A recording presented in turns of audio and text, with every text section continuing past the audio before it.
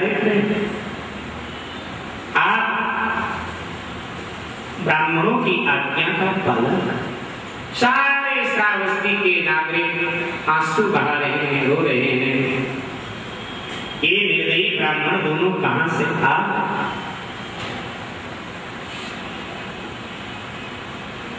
आरा लाया गया। जब पुत्र के सर पे राजा रानी ने आरा रख दिया तो एक शब्द और श्री कृष्ण ने रख दिया। राजा रानी सुन, आरा चलाते समय अगर तुम पति पत्नी किसी के आंख से आंसू गिरे और वो आंसू इस पुत्र के अंग पर गिरे तो जिस अंग पर आंसू गिरेंगे उस अंग को मेरा शेर नहीं खाएगा। विद्या सावधानी कृष्ण,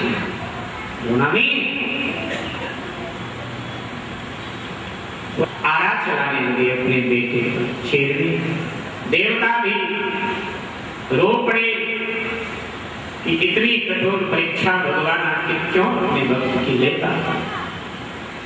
नागरिकों के आंख में आंसू हाहाकार करके रोने लगे।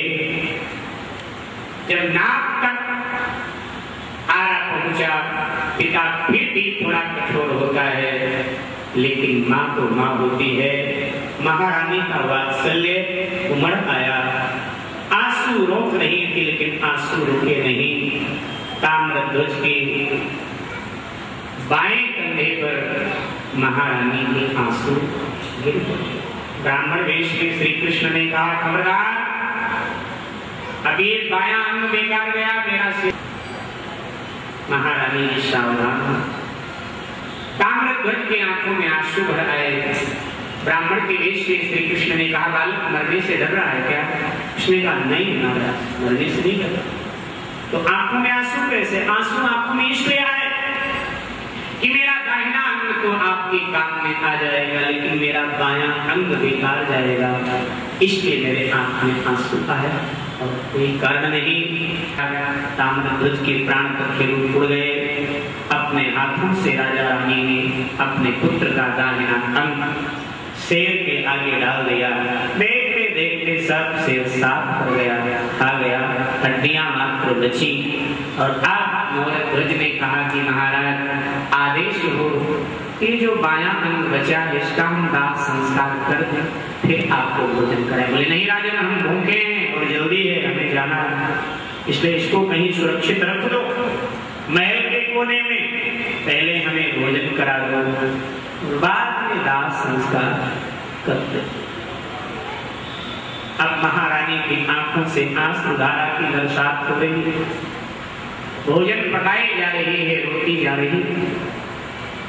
अपने पुत्र के स्मृति को बार बार याद, अतीत को याद करो। भोजन तैयार किया, दोनों ब्राह्मणों का चरण धोया, चौके में बिठा दिया, थाल रख दिया, महाराज भोजन पीछे। ब्राह्मण वेश में भगवान कहने लगे, राजन हमें ऐसे भोजन होना चाहिए, आप दोनों को भी हमारे साथ भोजन करना पड़ेगा। हमारा नियम है, जिस गृहस्थी के यहाँ भोजन करते हैं उनको अपने साथ भोजन। महाराज हमसे कहाँ भोजन किया जाए? बोले तो नहीं किया जाएगा तो हम भी नहीं करेंगे, हम भी जा। तुम्हारा शक्ति नष्ट हो। और अब दुखी मन राजा रानी अपना थाल लेकर बैठ गए भोजन की। ठीक है मतलब करेंगे आपके साथ कुछ? बोले राजन हमारा एक और नियम है, 5 हो एक साथ तो भोजन करते हैं, 2 हम रहते हैं और 3 होना चाहिए यजमान परिवार का, 5 होना चाहिए। एक और किसी को जो आपके परिवार का हो बुलाओ। महाराज मेरे परिवार में और कोई है, बस इकलौता पुत्र था या हम दोनों का ही। बोले फिर तो राजन भोजन नहीं करें। बोले महाराज पुत्र तो आपके आंखों के सामने संसार से विदा हो चुका। बोले राजन सूतक भी है तुम्हारे घर पर, फिर कैसे ब्राह्मण भोजन हो? या तो पुत्र को बुलाओ वरना हम जा रहे हैं। उठकर खड़े, मौरध्वज रो पड़े, बेटा ताम्रध्वज मेरी बलिदानी लगता है बेकार गई, तेरी बलिदानी भी हुई और ब्राह्मण फिर भी उठ के जा रहे हैं। अगर सचमुच में तू आ सकता है तो आजा, भोजन कर ले, जिससे ये ब्राह्मण भी भोजन करें, तेरे पिता की शक्ति की रक्षा हो जाए। जैसे इतना कहना था, जो आधा अंग वामांग जो रखा हुआ था वो पूर्ण अंग हो गया, ताम्रध्वज जीवित हो गया, तत्काल ही आकर वहां खड़ा हो गया। भगवान श्री कृष्ण का चरण पकड़ते हुए मौरध्वज से बोला, पिताजी ये ब्राह्मण नहीं है, ये तो द्वारिकाधीश प्रभु भगवान श्री कृष्ण है। मृत्यु के बाद मुझे पता वास्तविक देश में आ गए। महाराज मौरध्वज पति पत्नी पुत्र के साथ भगवान की स्तुति कर, जय जयकार करना। भगवान ने मौरध्वज ताम्रध्वज दोनों को अपने सीने से लगाया और कहा, राजन हमने तुम्हारी बड़ी कठोर परीक्षा ली, तुम सचमुच में निष्काम भक्त हो, हम प्रसन्न हैं। त्रैलोक्य का जो सुख मांगोगे वो हम तुम्हें देंगे, मांगिए। मौरध्वज ने फिर वही बात दोहराया। एक बात केवल कहना चाहूंगा आपसे, क्या ये है, अब आने वाले काल में किसी भक्त की इतनी कठोर परीक्षा मत लेना, अन्यथा तो लोग आपकी भक्ति से विमुख हो जाया करेंगे कि आगे आने वाला युग तो कलियुग है, कौन इतनी कठोर परीक्षा देगा। इसलिए महाराज ऐसी परीक्षा आप अपने किसी भक्त की मत लेना, यही आपसे प्रार्थना है और मुझे कुछ नहीं चाहिए। अब कछुनाथ न चाहिए,